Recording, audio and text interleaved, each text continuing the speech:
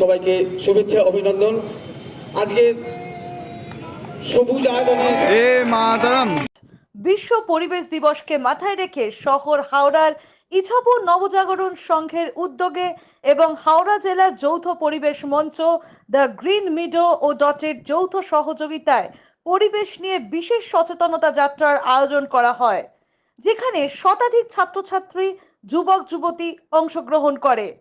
পরিবেশ রক্ষায় আবর্জনা মুক্ত শহর হাওড়া করার ডাক দিয়ে বন্যপ্রাণ সংরক্ষণের বার্তা দিয়ে বিশেষ ট্যাবলো বানানো হয়, যা ইছাপুর ডুমুরজলা এলাকায় প্রদক্ষিণ করে। পোস্টার ব্যানারে পরিবেশ রক্ষার বার্তা দেওয়া হয়। গ্রিন মিডোর তরফ থেকে বিভিন্ন দেশীয় ফলের চারাগাছ এদিন বিতরণ করা হয়েছে শহরবাসীকে। পরিবেশ মঞ্চের শহর ইউনিটের তরফে সহসভাপতি সম্রাট মণ্ডল, সদস্য সুকান্ত মুখোপাধ্যায় এবং গ্রাম থেকে পরিবেশ মঞ্চের সম্পাদিকা কল্যাণী পালুই মহাশয়া, কোষাধ্যক্ষ সায়ন দে সহ আমতা ইউনিটের কৌশিক মাইতি, দীপঙ্কর পোরেল ও গ্রিন মেডো তথা ডট সংগঠনের একাধিক পরিবেশ কর্মী ও স্বেচ্ছাসেবক অংশ নেন এই কর্মসূচিতে।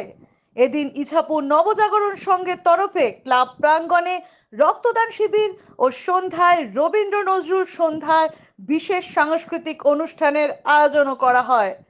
শহর হাওড়ার পরিবেশগত সমস্যার মধ্যে সবচেয়ে বড় হলো প্লাস্টিক দূষণ, জল নিকাশি ব্যবস্থার দুরবস্থা, জলাভূমি বুঝিয়ে আবাসন নির্মাণ সহ সবুজ ধ্বংস।